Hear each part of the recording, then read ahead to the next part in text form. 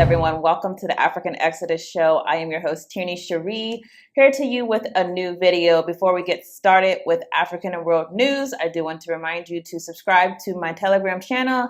Telegram is an independent and decentralized platform that I update. I share videos, I share articles. That is a great way to be connected outside of YouTube. So please do add yourself there. With that, let's get started with African and world news.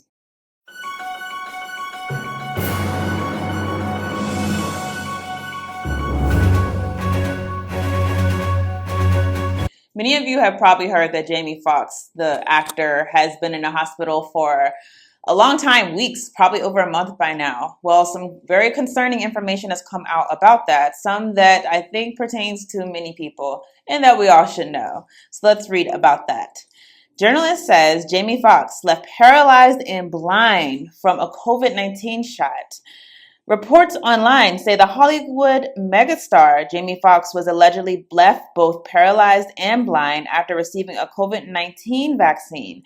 These shocking claims were made by journalist AJ Benza in an interview on the Ask Dr. Drew podcast. And by the way, this is an actual journalist. I'm only saying that because when doing research for this story, one news entity tried to basically say this is a gossip columnist. This is an actual journalist that actually has reported this.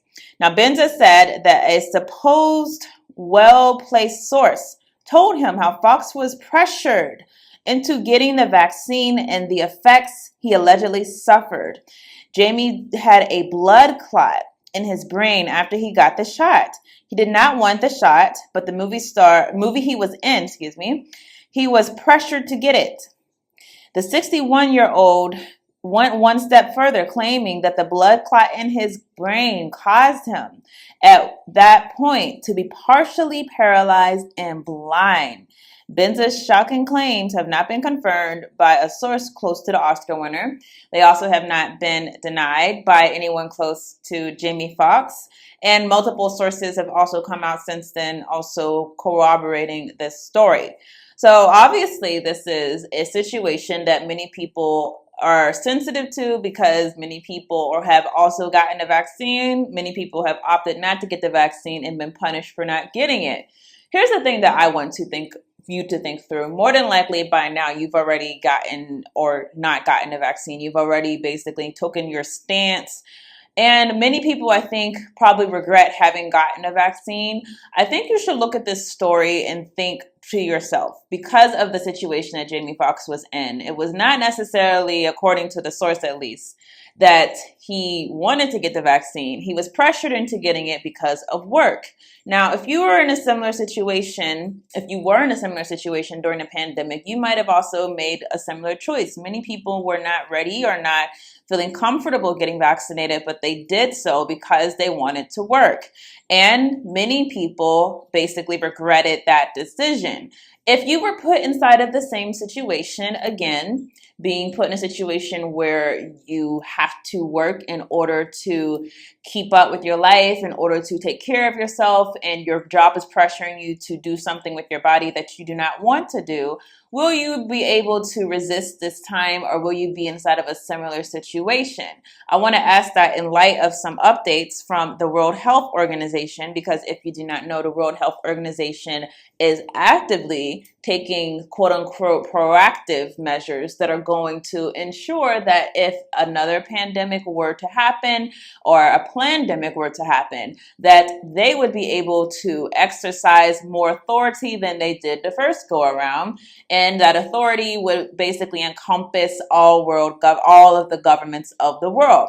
So this article says that you should prepare for the next pandemic, and future pathogens will be have even deadlier potential than COVID. The thing I always wonder whenever things are reported that there's going to be something that's even deadlier coming, we should be ready, you always wonder what intel this entity or what intel this person has to have such foreknowledge. Who told you that? Who told you that this is going to happen again? Who told you that this once in a lifetime, once in a century pandemic would happen again, but even be worse? I said many times, these people have intel, not just intel as far as deep state or deep international conspiracy type intel, but they also have intel beyond this realm. So they're not just telling you these things to scare you. They actually see it coming. That's what you can see from their demeanor. Bill Gates constantly peddling these narratives, the World Health Organization. Many people are saying the same thing. That should be a red flag to you to know that there's something that is in the wind. Now, the head of the World Health Organization urged countries across the globe to prepare for the next pandemic, warning that future health emergencies could be even worse than the COVID-19 pandemic. WHO Director General Dr. Tedros Adhanom Ghebreyesus, hope I pronounced that okay-ish, but I know the brother is Ethiopian. He warned coming weeks after the group officially ended the COVID-19 health emergency. During a meeting with the World Health Assembly in Geneva, Switzerland, Tedros said COVID is still a threat, but not the only one we may have to confront. He said, in quote, "The threat of another variant emerging that causes new surges of disease and death remains, and threat of another pathogen emerging with even deadlier potential remains. More than 6.9 million people have died of COVID." So when they say that this could be even deadlier, keep in mind 6.9 million people reported to have died from COVID-19. Tedros noted that the COVID pandemic showed basically everyone on the planet needs to be better protected. And this is where the World Health Organization says they come in. They can ensure that not just your government stays more protected, but the whole world does, and they can do so with extra measures. It also talks about in the article that 194 WHO member states are working on a global pandemic accord with negotiations set to continue over the next year. These initiatives that have been put forth by the World Health Organization show that they are going an extra step to basically be able to order sovereign nations to capitulate to World Health Organization demands. It would no longer be an advisory body. It would be a compulsory organization that would order different governments how to react in the case of a pandemic. And this could be concerning to you because going back to what Jamie Foxx has just been reported to have gone through, allegedly is going through. If you are in a position where you are now facing another pandemic and you are in a position where you have to decide whether you're going to eat or whether you're going to take a vaccine, are you going to be in a position to make a stance that's not one based off of fear? Are you going to be able to do that within a world where the World Health Organization is taking more power internationally, is going to be able to order not just one government, but all governments to follow a protocol, or at least that's what they're negotiating right now. You should think about these things ahead of time and be prepared, because understand, if you think for emergencies, if you think for catastrophes and things that are a threat to you, if you think for those things in the moment, you're never going to be prepared. Prepared, obviously, that means before. If you think you're going to be prepared for the next pandemic or whatever is planned in the winds by not being in a proactive stance, then understand you're being completely misled. So do not wait until Joe Biden or whoever is president gets on national television and says, we have a problem here, before you try to take measures to protect you, your family, and your communities. Do this in the now. Think about it in the now, but don't just think. We can always think and then go on to the next thought. Actually put some work into putting yourself in a position where you're not going to be forced into doing something that goes against your own will. So with that, let's go to the next story. Chilling mystery as nearly 30 children have gone missing from the city of Cleveland in 2 weeks. Cops say, and I quote, they have never seen anything like this happen before. People going missing, this is something that we should always be careful to watch and to pay attention to, because particularly for African people, this happens all the time with us. There's always these disappearances. There's always these coincidental deaths, very mysterious deaths, and no one can figure out what happened. It's because there's a lot of things being done by those people who are running this nation, by those people who are behind the scenes. So, for example, if you don't know, there are certain rituals that are done, things that Masonic organizations that run this country are basically organizing that require bodies in order to actually do these things. So that is just one thing, but obviously there are also sex trafficking rings, so many things and reasons why people go missing. And that's important to report because as we see 30 children going missing within weeks inside of Cleveland, that's something very concerning and something that the police said they have never seen before. And that means that we have to be paying attention, but not just paying attention, but if you are inside of these places, whether it's Cleveland or any area, you need to be making sure that your children are being monitored and that they are being protected. But this is the story. It says, in a span of 2 weeks, nearly 30 children have vanished in Cleveland, sparking a huge concern from local police chief who said he hasn't seen anything like this in his 33-year career. As many as 27 have been reported missing in greater Cleveland, according to a Newborough Heights police chief, John Major. He called the number of missing children whose ages range from 12 years old to 17 unprecedented. Then, when speaking to reporters, he said there's always been a peak in valleys with missing persons, but this year it seems like an extraordinary year. For some reason, in 2023, we've seen a lot more than we normally see, which is troubling in part because we don't know what's going on with these kids, whether they're being trafficked or whether they're involved in gang or drug activity. Cleveland police recorded that the kids were reported missing between May 2nd and May 16th. Now, more than 15,000 children were reported missing in Ohio last year, and 4 of them were found dead. In more than 8,500 of the cases, abduction played a role, with 34 cases being the result of abductions of a non-custodial parent, which to me is, although it's not right, it's not an abduction, it's not kidnapping, but that's just my opinion. Now, according to a report by the Ohio Attorney General David Yost, only 5 of the cases stemmed from the child being kidnapped by a stranger. Police were able to find 36% of the children, but 615 were still missing when 2023 began. So that means children go missing and they're never seen again, obviously. This is very concerning because, number one, children are our most prized asset. Children are the most vulnerable at the same time. Children are always sought after. Young people are always sought after for agendas, are always trying to be manipulated and sold propaganda. So this is very concerning. Even the child in the article that I'm reading from, the child is an African child. Cleveland obviously is a city with a lot of our people. I can assume that many of these children are our children that are not being protected. And the reason why our children aren't protected is because the community isn't organized to protect our children. So, of course, there's many reasons why children could be missing. It could be, honestly, someone who's purposely doing it. It could be an organization behind the scenes that's orchestrating things. It could be a number of things, but I could tell you the reason why these things keep happening to our people. I could tell you that it's because our people are not strategically organized, even while we're living inside of Babylon. And you can be. You don't have to be a subject of the state. You don't have to be at the whim of whoever is in power. You can be in an organized fashion to where you can protect your children, protect your people. Now, maybe not in certain cities, maybe not in certain areas, but as I've spoken about in the Set Apart series, there are proactive measures that you can take living in Babylon, living in the United States, that can actually put you in a position to where you can be set apart and better able to protect your children. So this is a very serious story. Obviously, we want to keep abreast of what's going on and definitely keep these children in your prayers because they certainly need it. BRICS is in the news again because of the currency that they've been pushing is even closer than it was before.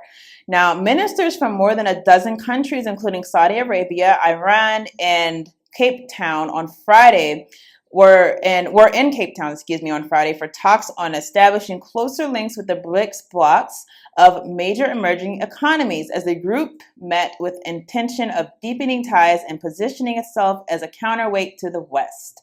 Now, one thing that they've been talking about is not just having a currency, but having a currency that is something that would be very appealing to people in the global south. That is one that does not come with sanctions. Sanctions being a very popular tool used by the United States government in order to force countries to comply with their world order.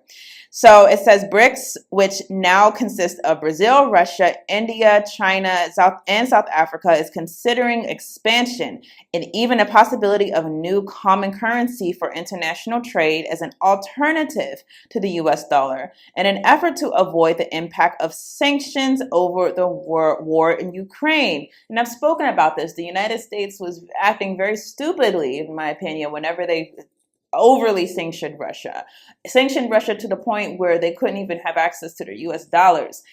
When you do certain things to another world power, it's acting stupidly, because if that world power has enough influence as Russia does, and has enough power in itself as Russia does, then they could do measures that are going to weaken your ability to do it again. It's like, burn me once, shame on you, but burn me twice, shame on me. You think Russia is going to put themselves in a position in the future to be at the whim of the US dollar? Clearly, as an intelligent people, and as many people watching who probably don't also want to be at the whim of the US dollar are also intelligent, they would try to withdraw from that system. But sometimes I don't know what Biden is doing where he's not using his noggin, but that was an easy thing to see that was going to be a result. Now, once viewed as a loose association of disparate emerging economies, BRICS has come recent years and has taken on a more concrete form, driven initially by China. And since the start of the Ukraine war in February 2022, with the added impetus from Russia. So alongside Iran, Saudi Arabia, a number of other countries have either formally applied to join the bloc or expressed an interest in doing so, according to officials. Those countries include Venezuela, Argentina, Algeria, and the UAE. Now, of course, Venezuela was just being sanctioned to oblivion by the United States. I believe they're still under sanction, although Biden, who's now desperate for oil, has now been trying to get some of Venezuela's oil. But keep in mind, like the arrogance of the West. You could do that to a country like Venezuela to the point where they were actually trying to do regime change in the country. But then your bigger enemy, Russia, is now doing a war that you want to basically isolate them. So now you come to Venezuela and you're begging, and you think Venezuela is not going to remember that. You think Venezuela is not going to have it in the back of their mind. Yeah, we'll talk to you, Biden, right now, but we need to get out of this relationship. And that's exactly what they're doing.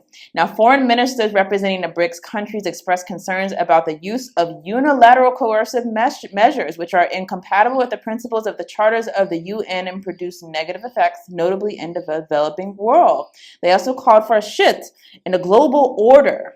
Keywords, global order, away from Western nations and towards a more balanced distribution of power. Things that were all predictable from the sanctioning of Russia, the over-sanctioning of Russia, to the point where they literally lost so much of their money, so much of their reserves. But they have, many ways, situated themselves to where they're not going to be as in a position to fall to the US dollar again.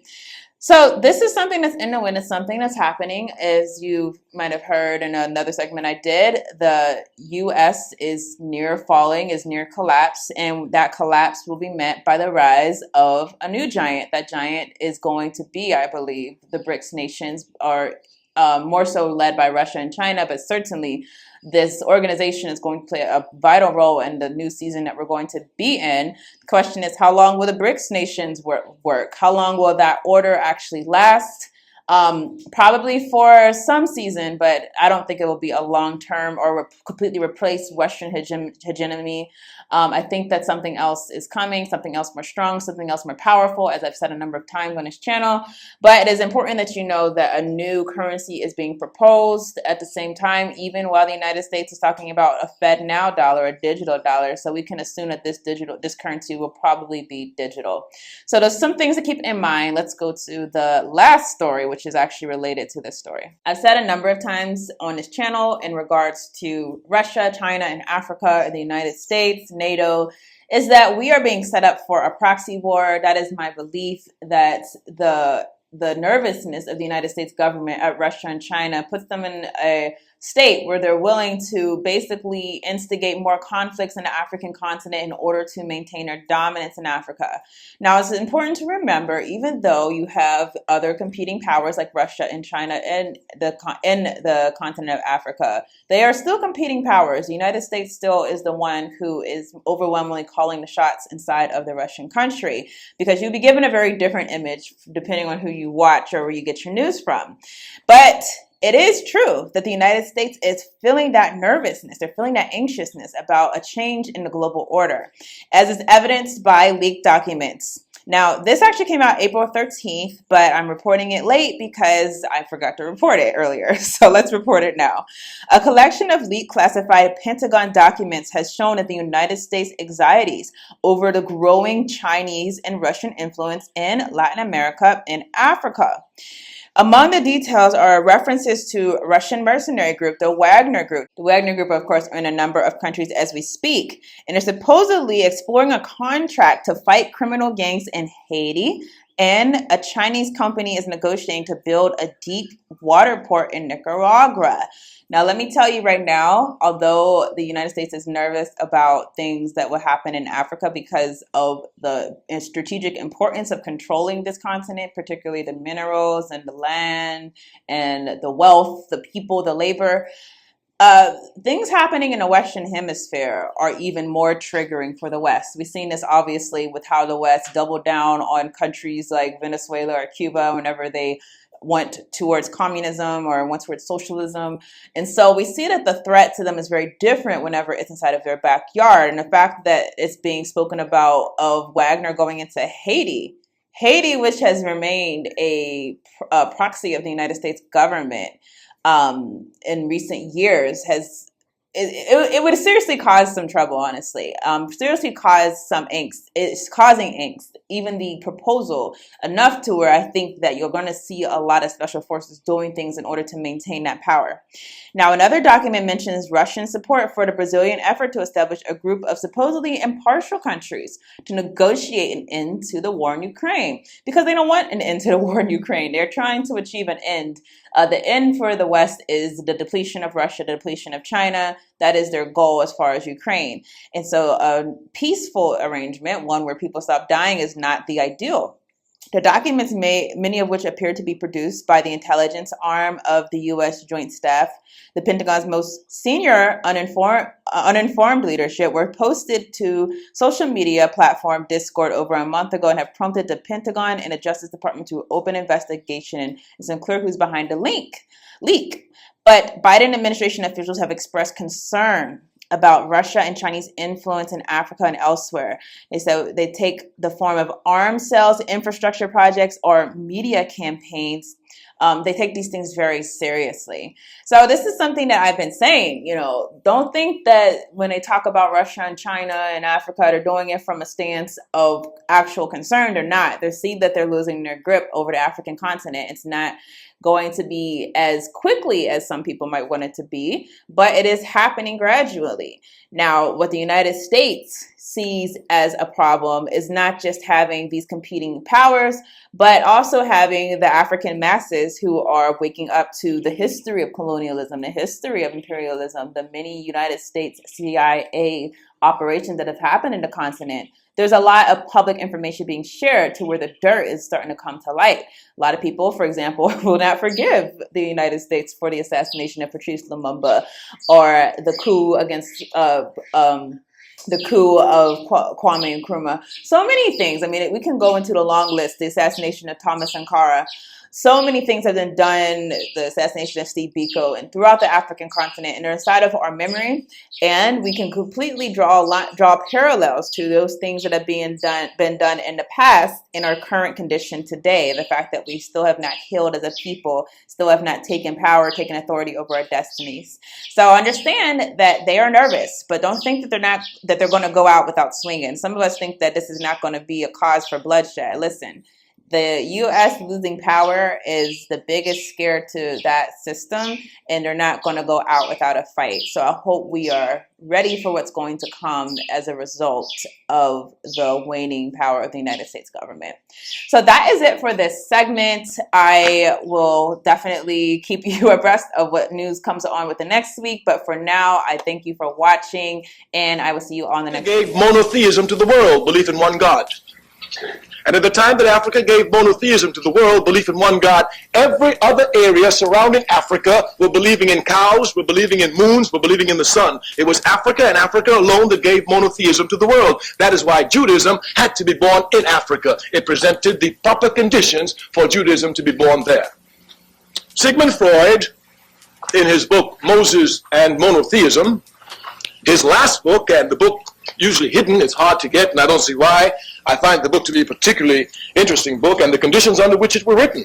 Mr. Freud began to write the book, I believe, in Austria, and because of Nazi occupation, he had to leave, and he took all the notes with him and went to Britain and hurried very much to write the book. Of course, this book, the Moses and Monotheism, here Freud comes to show through archaeological proofs, Freud comes to show through historical proof, Freud comes to through psychoanalytical proof that Judaism began in Africa, and not only this, but Moses himself was an African.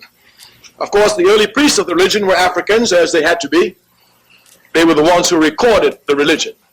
Thus, when I take a position against Zionism, for example, when I hear people tell me that I'm anti-Semitic, which makes no sense at all because Judaism has nothing to do with Semitic people. One is a religion, the other is a biological specification, and the Palestinians certainly are Semitic. Mr. Arafat is a Semite. So if I support the Palestinians, I cannot be anti-Semitic, that's clear. But this is all confusion here. And this confusion is well done to keep people more confused. But we're revolutionaries, and we believe in dialectics. Out of confusion comes clarity.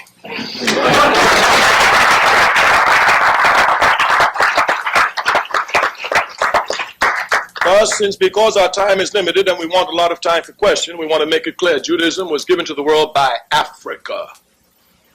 This is clear and undeniable fact. Those who wish to look at the history and we can develop it, look. Zionism is a political philosophy. It did not come out of Africa. The first organizational conference of Zionism, if my memory serves me correctly, was in 1897 in a place called Bals, Switzerland. B-A-L-S-E. The reason why this meeting had to be held in Bâle, Switzerland was because the majority of Orthodox Jewry in Europe was against Zionism, totally against it.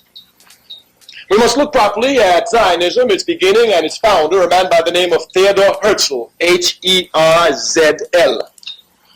Mr. Herzl was, of course, bourgeois from his toes to his top of his head. He was bourgeois. As bourgeois as you can get. He didn't think about the proletarian. As a matter of fact, Mr. Herzl himself was not a religious person. It's extremely important. And we want to read his diary. He himself says that he's an atheist. You must understand the word properly. An atheist does not just not believe in God. An atheist makes the affirmative statement that God does not exist. Thus, Mr. Herzl is an atheist. I could never understand, until this day it is incomprehensible for me to understand. How is it that Zionism, a political philosophy, born thousands of miles away from Judaism, one born in Africa, the other in Europe, born thousands of years different from Africa, thousands of years of difference, Judaism thousands of years ago, Zionism 1897, and how is it that they can link each other together? And according to the philosophy of Zionism, that they feel that somehow that they have some relationship to Judaism, and this promised state that God promised his chosen people. Mr. Herzl did not believe in God. Not only did not believe in God, he said that God did not exist. Now, he who tells me that God does not exist sets out to find a place that God promised to his chosen people. If this is not ludicrous, and this is the basis, of course, of Zionism, so you can see here the contradictions just everywhere. This is the time when Zionism comes to rise. Zionism comes to look for a state when everywhere else in the world is already dominated. Thus, in order for Mr. Herzl to get a country for Zionists, what he did was to attach himself to imperialism, British imperialism in this case, quite specifically. Of course, as an African who suffered under the heels of British imperialism, I can have no love for it, and certainly I cannot love anyone who attaches themselves to it for the foundation of a state and then call this a liberation movement. Liberation movements fight against imperialism, not with it. Clearly here. Yes.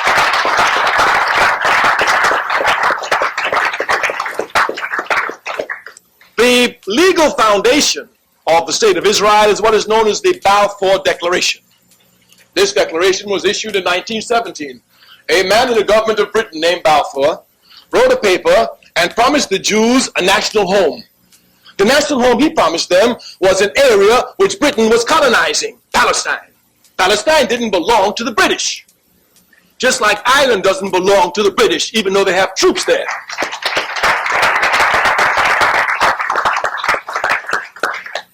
But here, these British imperialists signed a note and gave it to the Jews, and they accepted it. Where is the morality for this?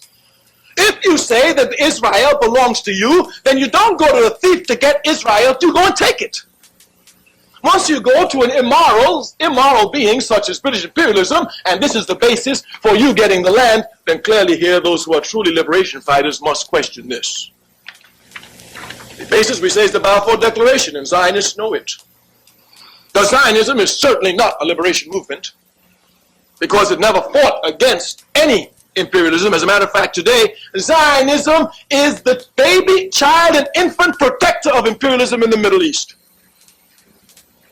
It carries out the interests of American imperialism. As a matter of fact, Zionism and American imperialism is like this. If our tax dollars would stop giving money to Israel, the state would sink tomorrow. And certainly no one can deny that American imperialism is the leading imperialist nation in the world. So we cannot see how a liberation movement is so tied, string in hand to American imperialism. They work hand in hand with American imperialism. Thus they can hardly be a liberation movement.